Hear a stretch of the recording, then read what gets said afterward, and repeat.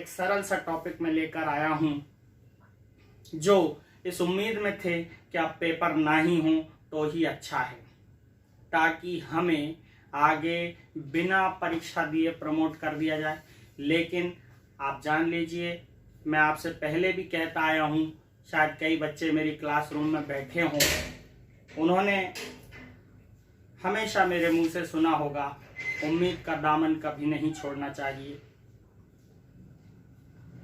और किसी भी चीज को सरल तरीके से प्राप्त करने की कोशिश नहीं करनी चाहिए।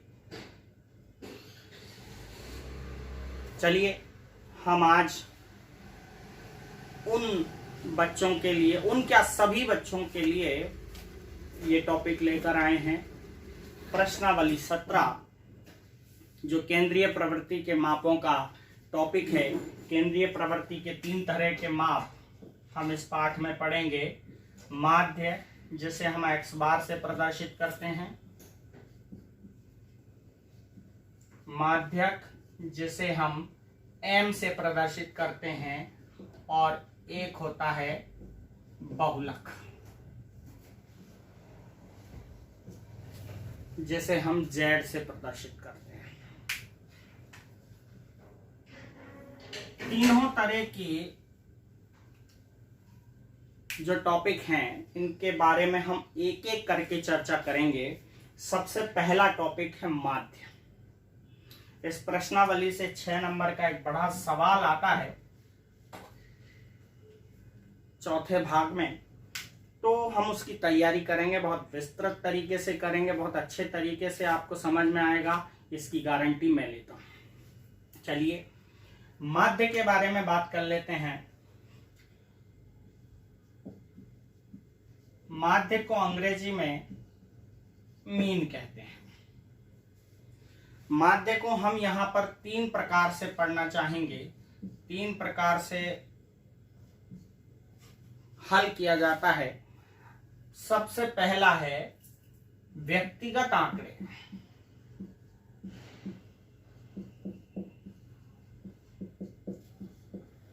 व्यक्तिगत आंकड़े क्या होते हैं? ऐसे आंकड़े जो बिना सारणी में दिए जाएं आपको, यानी कि केवल ऐसे ही बिखरे हुए स्वतंत्र आंकड़े आपको दिए जाएं और आपको माध्य निकालने के लिए कहा जाए। ये माध्य एक तरह का औसत है, औसत ही होता है, एवरेज होता है। व्यक्तिगत आंकड़े अगर बिना सारणी में हो, यानी सारणी में नहीं दिए गए हों, तो ऐसे आंकड़े प्रारंभिक आंकड़े, व्यक्तिगत आंकड़े कहलाते हैं और इनका माध्य निकालना बहुत ही आसान है। माध्य निकालने के लिए केवल एक फॉर्मूला लगाना पड़ता है अपन को, आंकड़ों का योग बटे आंकड़ों की संख्या। आंकड़ों का योग बटा आंकड़ों की संख्या। ये पहले प्रकार से एक तरीके से किए जाते हैं, यानी पहले प्रकार के आंकड़ों को किस तरह से हल किया जाता है। दूसरा है अवर्गीकृत बंटन सारणी, यानी कि आपको एक सारणी दे दी जाएगी, लेकिन वो सारणी वर्गीकृत आंकड़ों की नहीं होगी, अवर्गीकृत आंकड़ों की सारणी होगी। और उसके लिए जब हम माध्य ज्ञात करेंगे तो उसमें आपको ये वाला फॉर्मूला लगाना है, सिग्मा fx बटा सिग्मा f, यानी बारंबारता और दिए गए आंकड़े का गुणा का योग।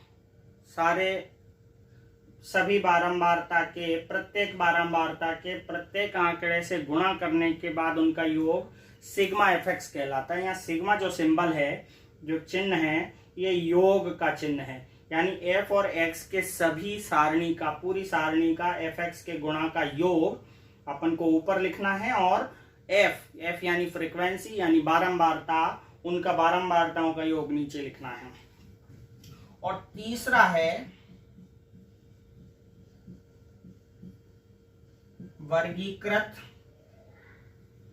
बंटन सारणी से।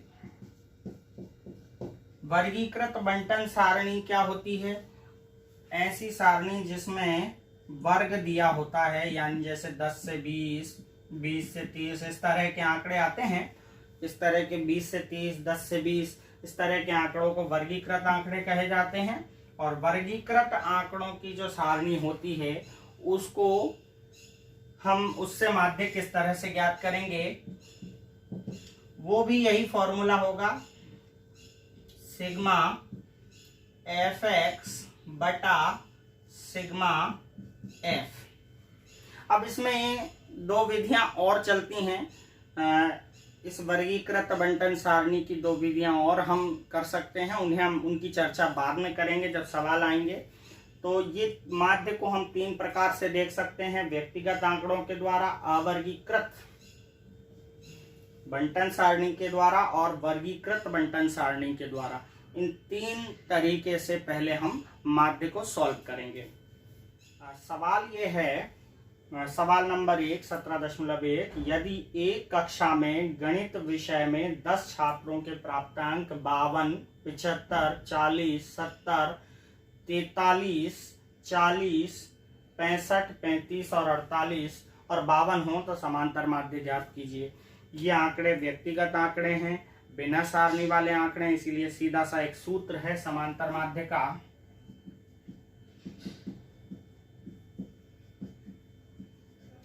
समांतर माध्य का सूत्र हमने लिखा है, आंकड़ों का योग बटे आंकड़ों की संख्या।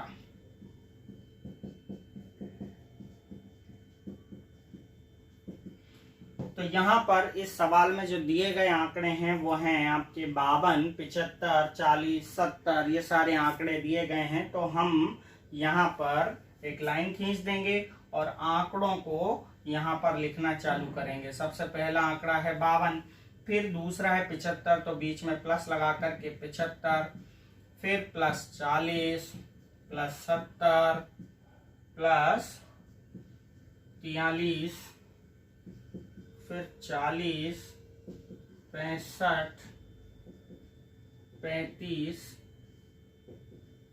48 और 52। ये सारे आंकड़े हमने यहाँ पर जोड़ करके लिख लिए हैं। और इनकी संख्या कितनी है? 1, 2, 3, 4, 5, 6, 7, 8, 9 और 10।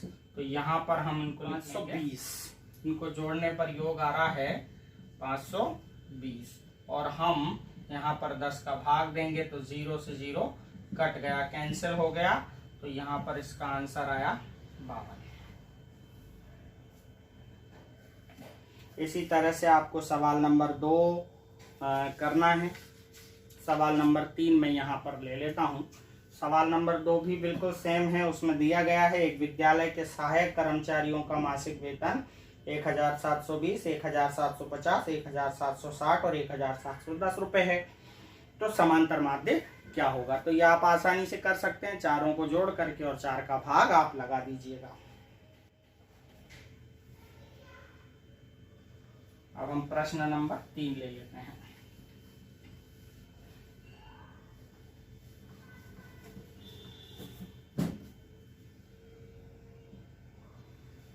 प्रश्न नंबर 3 है, यदि 3, 4, 8, 5, 4, 8, 5, x 3, 2, 1 अंकों का समांतर माध्य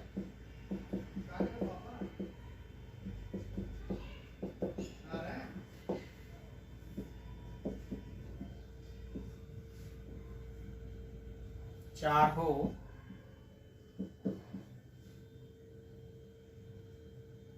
तो x का मान ज्ञात कीजिए।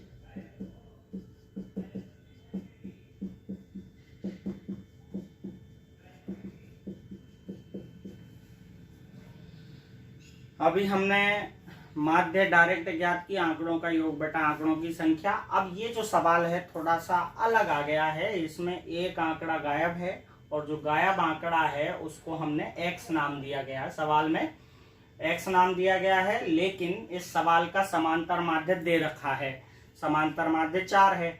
तो ये जो गायब संख्या है, जो अज्ञात संख्या है x, वो हमें ज्ञात करनी है। तो सवाल करने का तरीका वही रहेगा, फॉर्मूला भी हम वैसे ही लगाएंगे। फॉर्मूला हम लगाएंगे समांतर माध्य बराबर आंकड़ों का योग बटा आंकड़ों की संख्या।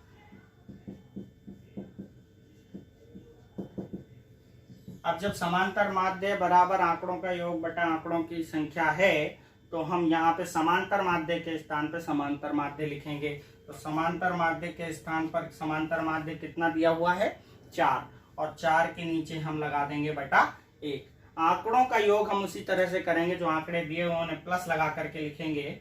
सबसे पहला है 3, फिर है 4 plus 8 plus 5 plus x plus 3 plus 2 plus 1। अब इन आंकड़ों की संख्या हम गिन लेते हैं, कितने आंकड़े हैं, क्योंकि आंकड़ों का योग तो हमने ऊपर लिख दिया है, अब आंकड़ों की संख्या लिखनी है। तो 1 2 3 4 5 6 7 8, ये कुल आंकड़े हैं 8।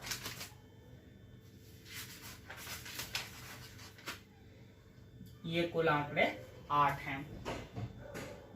अब हम इसको आगे अगर सॉल्व करें तो यहाँ 4/1 ही रहेगा। आगे अगर हम सॉल्व करें तो 3 4 7, 8 7 15, 15 और 5 20, 3 23, 24 25 और 1 26। संख्या को जोड़ने पे आया 26, और x भी हमारे पास है तो प्लस x और बटे 8। अगर हम इसको वज्र गुणा करेंगे तो वज्र गुणा करने पर ये 26 प्लस x का 1 से गुणा होगा, तो ये 26 प्लस x ही होगा, और 8 का हम 4 से गुणा करेंगे तो ये होगा 32। अब हम 26 का पक्षांतर करते हैं तो यहाँ x रह जाते हैं, और 32 26 उधर गए तो माइनस के हो जाएंगे, तो x का मान यहाँ पर इस तरह से 6 आ जाएगा।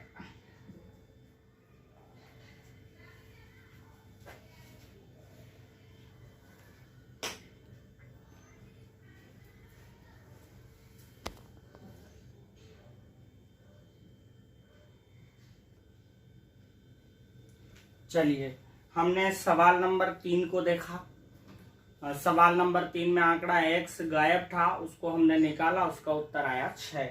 अब हम सवाल नंबर 4 पे चलते हैं। तो सवाल नंबर 4 है, क्रिकेट के खिलाड़ियों ने 10 पारियों में क्रमशः 60, 62, 56, 64, 0, 57, 33, 27, 9 और 71 रन बनाए। उन पारियों में उसके रनों का औसत ज्ञात कीजिए।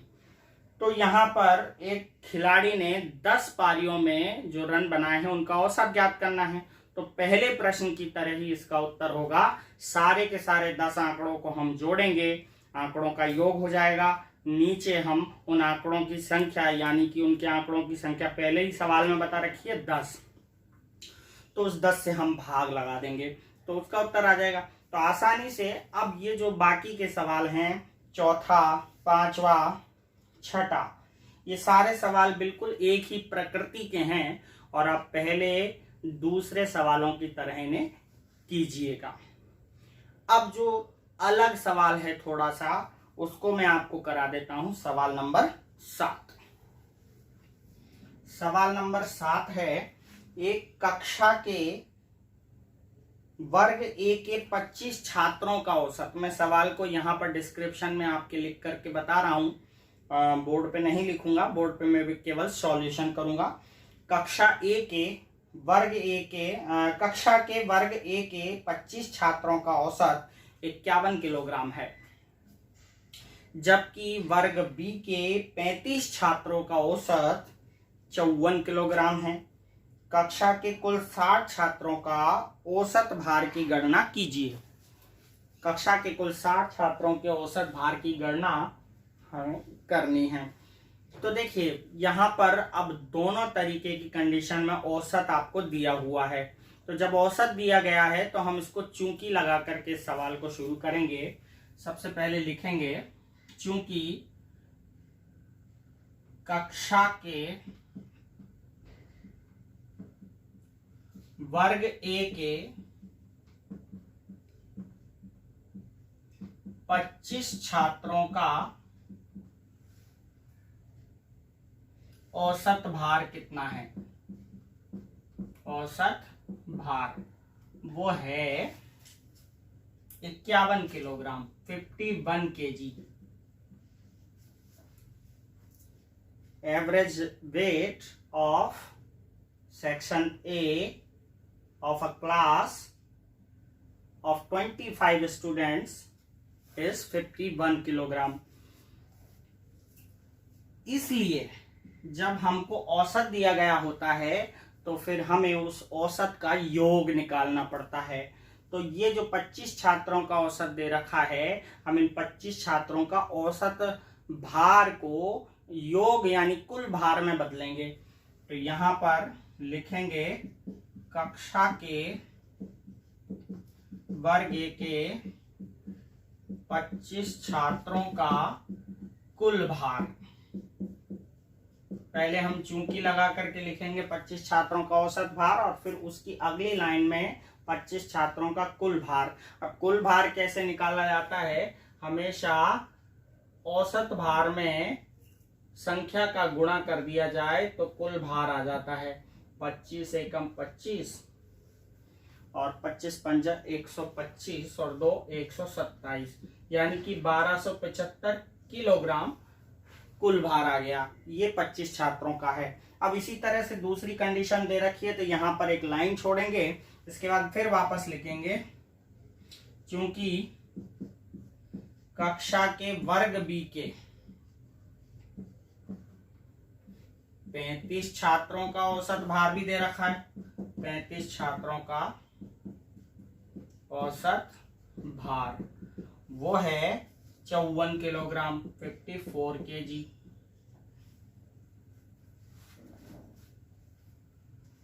इसलिए हमको अब योग निकालना पड़ेगा। तो कक्षा के वर्ग बी के 35 छात्रों का कुल भार कितना होगा। 54 इंटू 35, इसका होगा 1890 kg। 1890 kg। इनका 35 और 54 का गुणा करने पर 1890 kg होता है।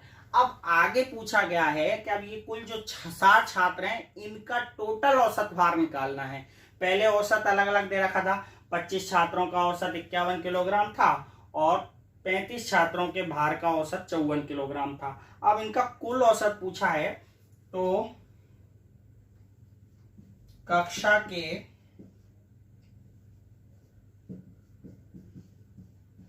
कुल 60 छात्रों का औसत भार हमें निकालना है।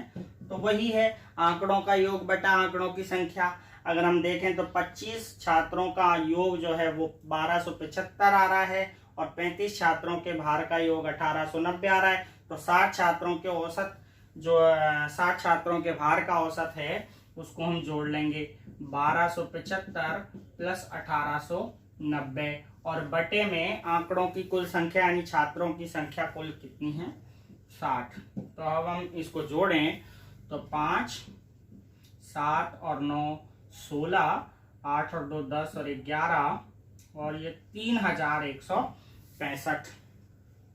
अब हम इसमें लगाते हैं 60 का भाग। तो 60 का भाग अगर आप लगाएंगे तो यहाँ आएगा 52.75, क्योंकि इस भार की इकाई जो है वो केजी है तो हमें इसको केजी में लिखना पड़ेगा।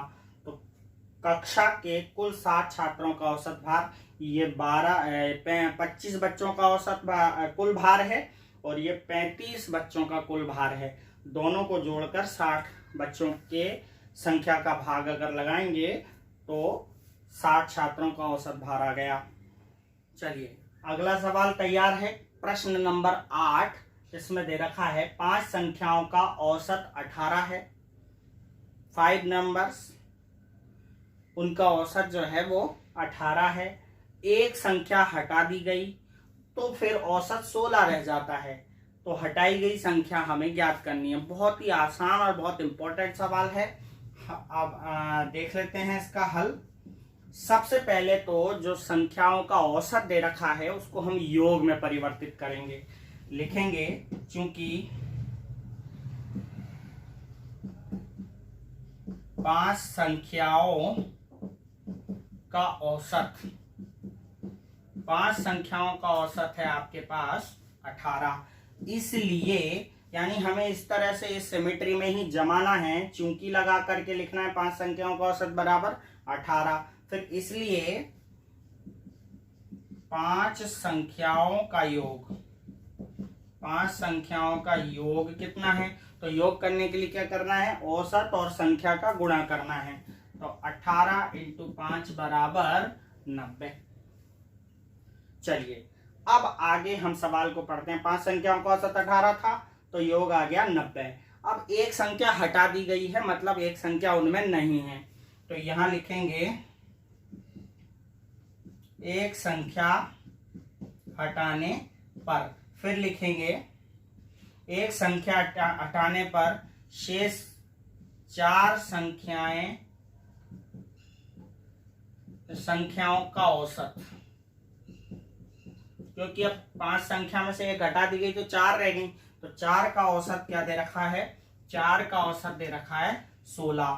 इसीलिए एक संख्या हटाने पर शेष 4 संख्याओं का योग कितना होगा? 16 × 4, 16 चौका 64। 5 संख्याओं का औसत 18 था तो उनका योग आ गया 5 × 18 बराबर 90। 4 संख्याओं का औसत 16 ही था तो 4 संख्याओं का योग आ गया 16 चौका 64। अब आसान है हटाई गई संख्या ज्ञात करना। हटाई गई संख्या ज्ञात करना। हटाई गई संख्या ज्ञात करने के लिए आपको 5 संख्याओं के योग में से 4 संख्याओं का योग घटाना है। तो 5 संख्याओं का योग आ रहा है 90 और 4 संख्याओं का योग आ रहा है 64। तो हटाई गई संख्या हुई आपके 26। ये इसका उत्तर है। इसी तरह के कुछ और सवाल भी इस प्रश्नावली में दे रखे हैं, तो आप उन्हें ज्ञात कर सकते हैं। दूसरे रूप के सवालों को देखते हैं और उसको करते हैं। व्यक्तिगत आंकड़ों को छोड़कर अब हम चलते हैं प्रश्नावली 17.2 की ओर। वह भी माध्य पर आधारित है, समांतर माध्य पर ही आधारित है। और अब लेकिन उसमें सारणी आएगी और वो बिना वर्गंतराल वाली। हम सवाल लिखते हैं और वो इस तरह से है, निम्न बारंबारता बंटन का समांतर माध्य ज्ञात कीजिए। इसमें x का मान डायरेक्टली दिया हुआ है और f का मान भी डायरेक्टली दिया हुआ है। f यहाँ पर बारंबारता कहलाती है। ये बिना वर्गंतराल वाली सारणी है, तो जब अपन इसे हल करेंगे तो इस सारणी को हम ऊपर से नीचे की तरफ खड़े में बना लेंगे और एक एक्स्ट्रा कॉलम भी हम बना लेंगे इस तरह से। यहाँ पर हम लिखेंगे xi, यहाँ लिखेंगे fi और इन आंकड़ों को इसी में लिख लेंगे। 3, 5, 8 ये x के आंकड़े हैं और 2, 4, 5 और 3 ये f के आंकड़े हैं। यहाँ पर एक लाइन खींच देंगे अपन। अब यहाँ जो एक्स्ट्रा कॉलम हमने बनाया है इसमें करना क्या है, हमें x के प्रत्येक मान और f के प्रत्येक मान का अलग अलग गुणा करना है।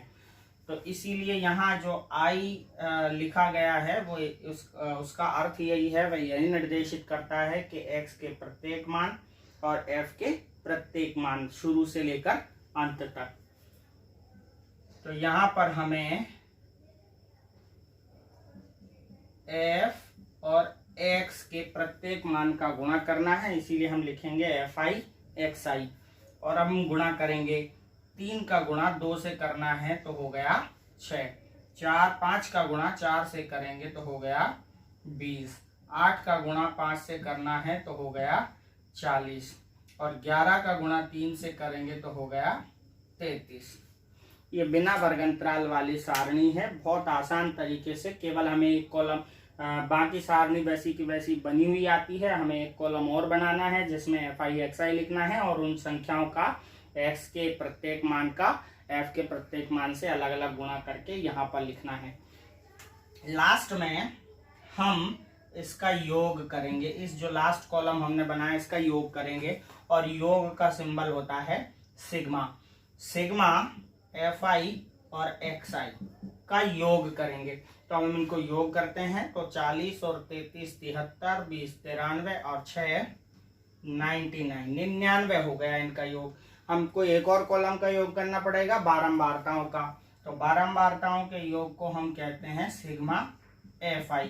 अब हम इसको सिग्मा FI का योग करें, 4 2 6 5 11 12 13 14, तो इनका योग हो गया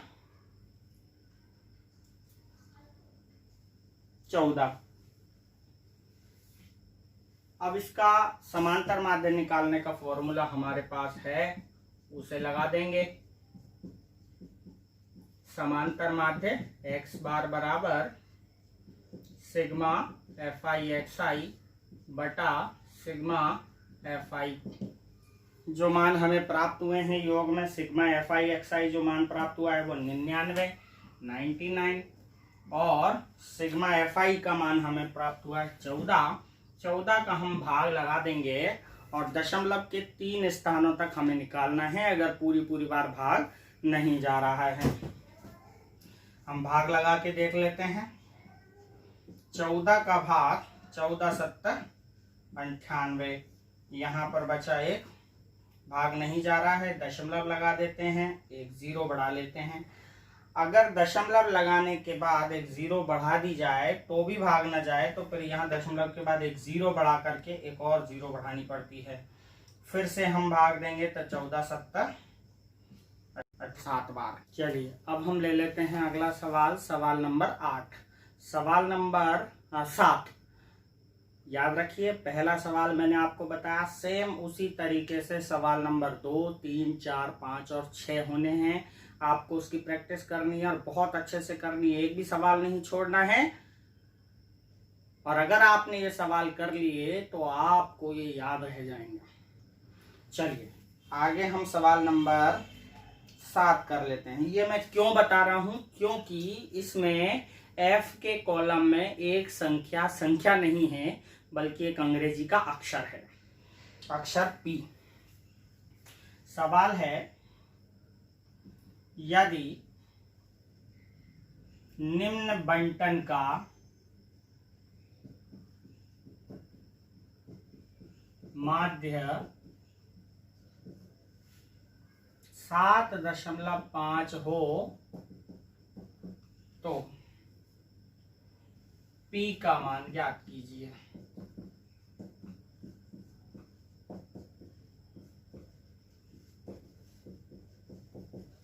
ये सवाल है और बंटन दे रखी है, यहाँ पर हम इसको अच्छे से लिख लेते हैं। क्या बंटन है, बंटन में कॉलम बनने हैं 1 2 3 4 5 6 7, 1 2 3 4 5 6 7, 1 2 3 4 5 6 7। इसके बाद एक बंटन में x और एक में f लिखना है।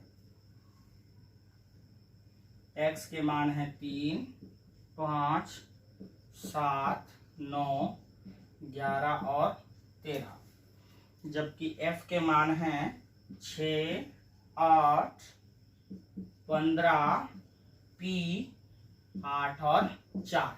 ये सवाल मैं इसीलिए बता रहा हूं, करना उसी तरह से है, लेकिन इसमें क्योंकि एक मान गायब है इसीलिए मैं इस सवाल को बता रहा हूं और इसीलिए ये सवाल महत्वपूर्ण हो जाता है।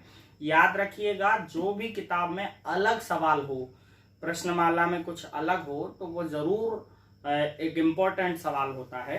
तो ये भी एक इम्पोर्टेंट सवाल है क्योंकि इसमें एक आंकड़ा गायब है। चलिए इसको सोल्व करते हैं। करना उसी तरह से है, हमको 3 कॉलम बनाने पड़ेंगे, 2 सवाल में दिए गए और तीसरा हमें अपनी ओर से बनाना पड़ेगा। तो यहाँ पर हम लिख देते हैं xi और ये है fi और यहाँ पर तीसरा कॉलम बनेगा fi xi का। अब xi के कॉलम में x की जितनी भी वैल्यू दे रखी हैं सब लिखेंगे, 3, 5, 7, 9, 11 एंड 13। इसके अलावा fi में जो वैल्यू दे रखी है वो इनके सामने लिखनी है। ये 6, ये 8, 15, p 8 और 4। यहाँ लाइन खींच देंगे और इस कॉलम को पूरा अच्छे तरीके से बना देंगे। आप बिल्कुल अच्छे से सजा करके स्केल की सहायता से ये पूरी सारणी बनाएंगे तो ज्यादा अच्छा रहेगा। अब हम fi xi करते हैं जो हमने पहले सवाल में भी किया था। 6 तिया 18, 8 पंजा 40, 15 7 105। p नाम यानी p का 9 से गुणा करना है तो ये होता है 9p यानी 9p और 8 का 11 से गुणा करेंगे तो ये हो गया 88 और 13 चौक 52 यानी 52।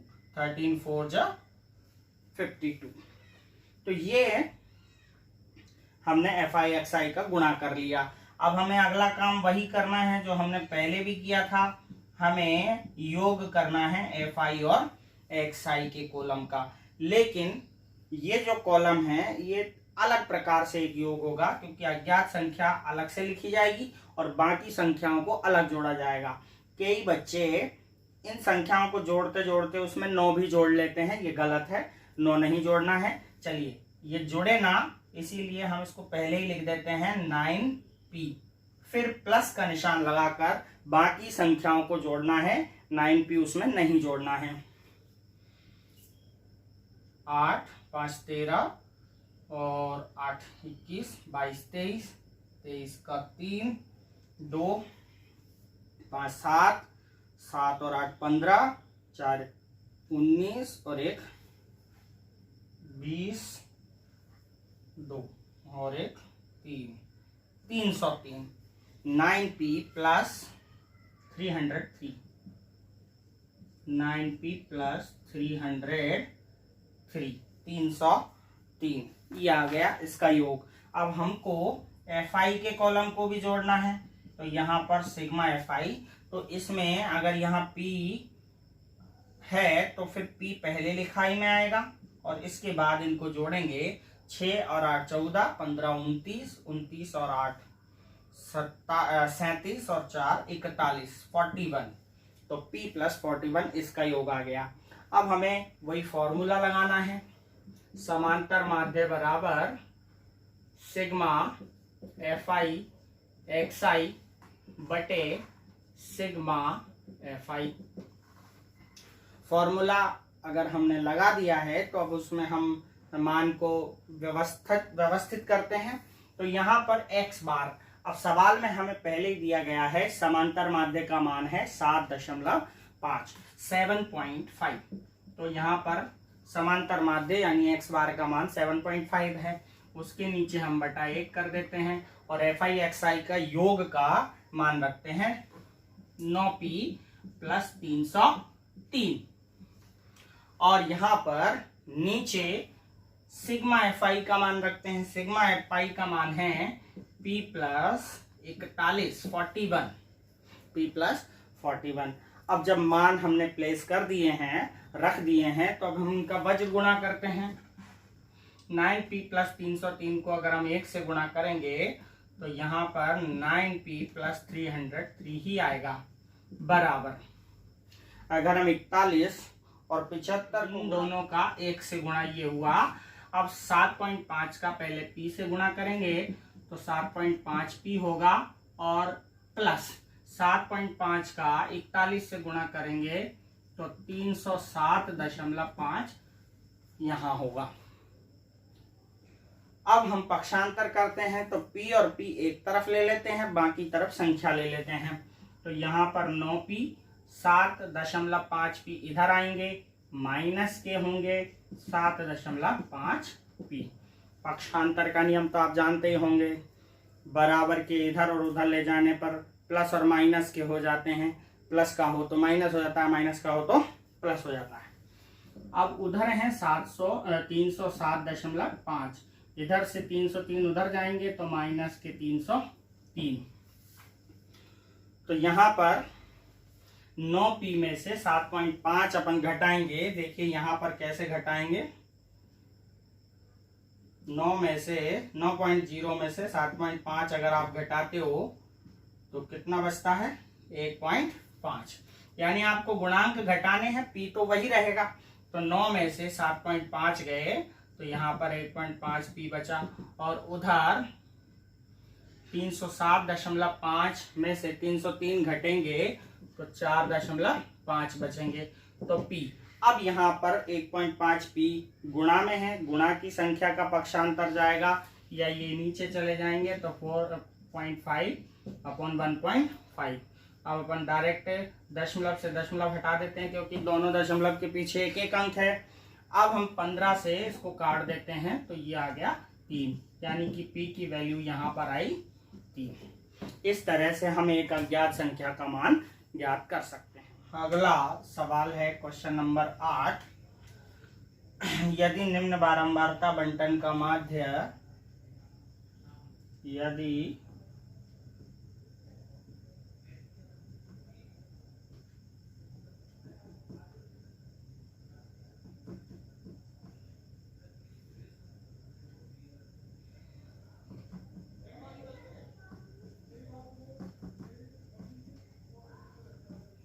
एक 1.46 हो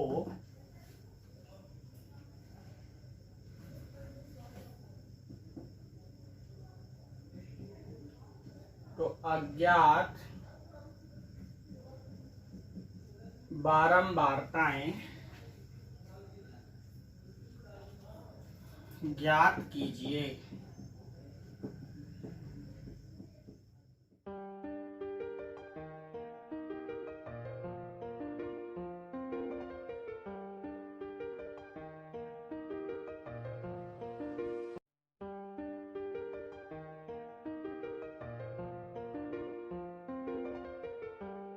तो यहां पर दो बारंबारताएं अज्ञात हैं, पहले 1 के नीचे और 2 के नीचे, ये दोनों बारंबारताएं अज्ञात हैं। इनको सबसे पहले तो हम a और b मान लेते हैं ताकि ये भर जाएं। a और b हमने इन्हें मान लिया। करना उसी तरह से है, सीधा कॉलम बनाएंगे, 2 कॉलम तो इनके फिक्स हैं, तीसरा हम अपनी तरफ से बनाएंगे। पहला है xi, दूसरा है fi और तीसरा कॉलम होता है fi xi। xi में 0, 1, 2, 3, 4 और 5 होते हैं। fi में दे रखे हैं 46, खाली स्थान था उसको हमने a लिख दिया है। इसके बाद है b, इसके बाद है 25, इसके बाद है 10 और इसके बाद है 5। अब हमें कार्य वही करना है जो हम पहले करते आए हैं। xi को fi से गुणा करेंगे, 0 को 46 से गुणा करेंगे तो 0, 1 को हम a से गुणा करेंगे तो a आएगा, 2 को हम b से गुणा करेंगे तो यहाँ पर 2b होंगे, 3 को हम 25 से गुणा करेंगे तो 25 दिया 75, 4 को हम 10 से गुणा करेंगे तो 40, 5 को हम 5 से गुणा करेंगे तो 25। इस तरह से ये हमने fi xi का पूरा कॉलम तैयार कर लिया है। अब हम इसका योग भी करेंगे उसी तरह से जैसे हम करते आए हैं, fi xi का योग करेंगे। अब यहाँ पर आपको ये दो चीजें अलग अलग लिखनी है, a प्लस 2b प्लस बाकी जो संख्याएं हैं उनको लिखना है। उनको जोड़कर लिखना है। 75 40 हो गया आपके 115 और 5 120 और 120 140, यानी कि a प्लस 2b प्लस 140 इस FI/XI के कॉलम का योग हो गया। और यहां पर सिग्मा FI भी हमें करना है, लेकिन यहाँ पर FI का पूरा योग 200 दे रखा है, तो पहले हम इसका योग कर लेते हैं और इसको जो दे रखा है वो भी लिख देते हैं 200, लेकिन हम भी योग करेंगे और वो A और B को अलग अलग लिख करके करेंगे। A प्लस B प्लस जो बची संख्याएं हैं उनका योग आएगा, तो उनका योग निकाल लेते हैं। 6 5 11 और 5 16 का 6, 1 और 1 2 और 2 4 और 4 8 86।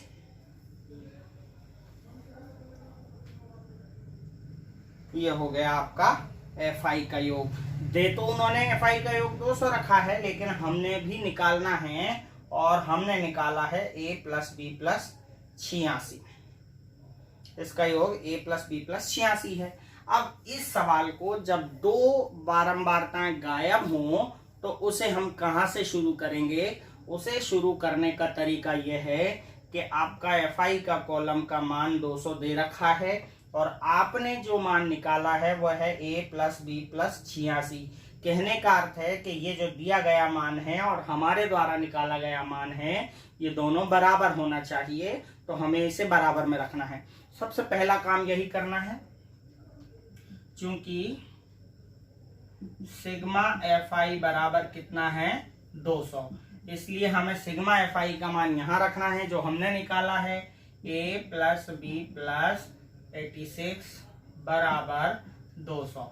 86 को उधर ले जाना है, तो A प्लस B बराबर 200 माइनस 86, तो A प्लस B बराबर हो गया 114। यहां तक की वैल्यू हमें पता चल गई है। इसको हम इक्वेशन नंबर 1 यानी समीकरण नंबर 1 कह देंगे। इसका नाम हो जाएगा समीकरण नंबर 1। अब इसकी आगे की क्या प्रोसेस है? जब दो मान गायब हों तो पहला काम तो आपको इस तरह से करना है, सिग्मा FI के मान को जोड़ना है और उसको दिए गए मान के बराबर रखना है। इसके बाद हमें वही माध्य का फॉर्मूला लगाना है, समांतर माध्य बराबर सिग्मा FI/XI बटा सिग्मा FI। अब यहाँ पर हम x बार का मान यानी समांतर माध्य का मान सवाल में देख लेते हैं। सवाल में समांतर माध्य दे रखा है 1.46 बटा 1 कर देंगे और सिग्मा FI/XI का मान हमें पता है A प्लस 2B प्लस 140। इसके बाद सिग्मा FI का मान 2 है हमारे पास, एक तो दिया हुआ मान 200 है और एक हमारे द्वारा निकाला गया मान है। हम चाहें तो किसी भी मान को रख सकते हैं, लेकिन अगर हमें सवाल को थोड़ा सरल तरीके से करना है तो छोटा मान रखना पड़ेगा, ज्यादा लंबी वैल्यू नहीं, तो छोटी वैल्यू है 200, आसान वैल्यू को हमें रखना पड़ेगा 200। अब हम इसको सॉल्व करते हैं तो आगे देखिए A प्लस 2B प्लस 140, उसको 1 से मल्टीप्लाई करेंगे क्रॉस, तो यही होगा A प्लस 2B प्लस 140 बराबर। अब हम इनको वज्र गुणा करते हैं, यहां पर दशमलव है और यहां 2 जीरो हैं, तो 2 जीरो का गुणा जब होता है, 2 जीरो वाली संख्या से गुणा होता है तो दशमलव 2 अंक पीछे खिसक जाती है, मतलब ये 146 हो गए। और 146 को अब हमें 2 से ही गुणा करना है, तो 2 से गुणा करेंगे तो यहाँ हो गया 6 दूनी 12, 4 दूनी 8 और 1 9, 2 एकम 2, 292। अगर हम ऐसे देखें तो 292 डबल जीरो इसका गुणा होता, दशमलव 2 अंक बाद है तो दशमलव यहाँ लग जाती, तो वैल्यू यहाँ पर दशमलव के बाद 0 की खत्म हो गई, इसीलिए 0 लिखना कोई अनिवार्य चीज नहीं है। अब हम 140 को उधर ले जाते हैं, तो ये होगा A प्लस 2B बराबर 292 माइनस 140। 40। तो a प्लस 2b बराबर 292 में से 140 माइनस हुए तो होंगे 2, 5, 1, 152। ये हो गई हमारी समीकरण नंबर 2। जब हम समीकरण 1 और समीकरण 2 प्राप्त करते हैं तो हमने पहले पढ़ी है विलोपन विधि। विलोपन विधि से हम इन दोनों को हल करके a और b के मान प्राप्त कर सकते हैं। मैं यहां अभी आपको करके दिखाता हूं। देखिए, समीकरण 1 व 2 से समीकरण 1 यहां लिख लेते हैं a प्लस बी बराबर, ये रही समीकरण नंबर 1, 114। और यहां पर लिख लेते हैं a प्लस 2b बराबर 152। दोनों के अंदर लाइन खींच लेते हैं। या तो हम यूं लिख दें यहाँ पर कि समीकरण 1 से 2 को घटाने पर या 2 से 1 को घटाने पर, ऐसा लिख देते हैं। समीकरण 2 से 1 को घटाने पर, तो ऐसा करते हैं, मैं समीकरण 2 को ऊपर लिख देता हूं और समीकरण 1 को नीचे लिख देता हूं, थोड़ा आसान हो जाएगा। a प्लस बी बराबर 114। घटाने के लिए जब दो संख्याओं को घटा जाता है तो घटाव का चिन्ह आता है। तो यहाँ बीज गणित में हमेशा नीचे के चिन्ह बदल जाते हैं, प्लस का माइनस और प्लस का माइनस। तो यहाँ पर a से a कट गया, 2b में से 1b गए तो यहाँ बचे 1b। और यहाँ 152 में से 114 जाएंगे तो 12 में से 4 गए 8, 4 में 1 गया 3, 38 बचे। तो ये b की वैल्यू आ गई। यह मान किसी भी समीकरण में रख दीजिए। यह मान समीकरण 1 में रखने पर